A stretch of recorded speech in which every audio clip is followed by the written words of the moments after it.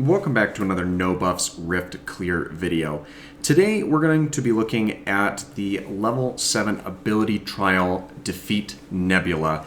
And before we really jump into what this rift entails, there is something that needs to be addressed about it, and that is that this is one of the special rifts that you need to interact with in the player map before you can fully access it and take it on.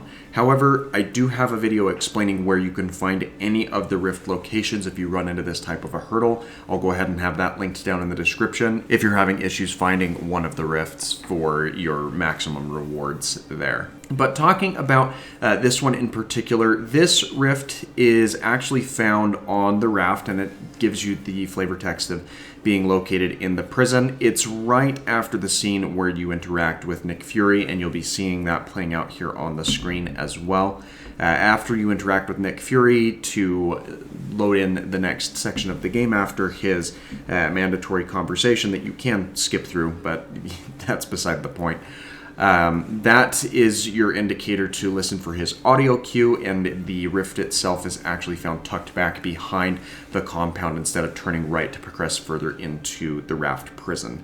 So if you're looking for where to find it, that's where you can locate it, and further details on those rift locations for similar rifts that are locked like this, again, will be included in the video linked in the description. But let's talk a little bit about the actual trial with Nebula here. This one is one of the easier ones to do, and that's expected because it is at a level 7 difficulty. And then moving into the actual fight, this is something you'll want to read through some of the criteria before if you want to have a chance at knocking it all out on a single run. Basically, there are a couple of caveats with this rift that give this particular challenge a little bit more nuance. Of course, the first clear condition of every single one of these rifts is always getting through it, which you really shouldn't have a whole lot of trouble with, especially with a bunch of these early rifts.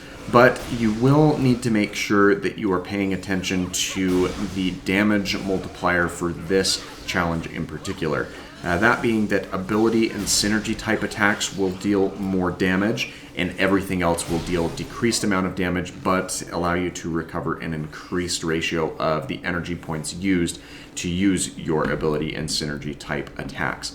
When you have these type of trials that allow for ability and or synergy attacks to take place, you'll want to prioritize the synergy attacks wherever possible, because it's further amplifying your damage output and the damage that you can unleash against your opponents. There are a couple of trials later on that we'll eventually get to looking at that include synergy damage and excludes ability damage, but anytime you have the ability ones, they roll together and do compound off of each other. You will want to be a little bit cautious though, because you'll need to take out every enemy on the floor, including all of the grunt type enemies that spawn in at the start of the fight, and you don't have a chance to go back through and take out any of the stragglers after you've knocked down Nebula. Taking Nebula down finishes out the trial. So if you really want to make sure you get that second star of defeating 25 enemies, hit them all before, or make sure that they are all down before you turn your focus over to Nebula.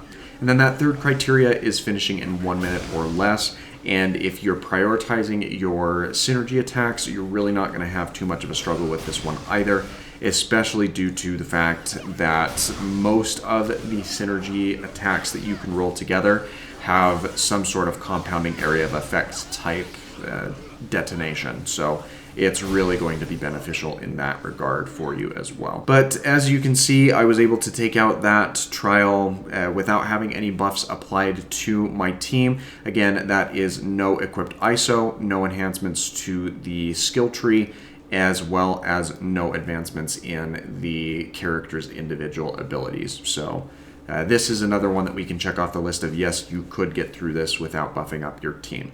But what do you think? Be sure to let me know about your thoughts in the comments below. And if you enjoyed today's video, please feel free to leave a like. And we'll be back next week with another no buff rift attempt. Thanks again for your time, and I hope that you have an absolutely fantastic rest of your day.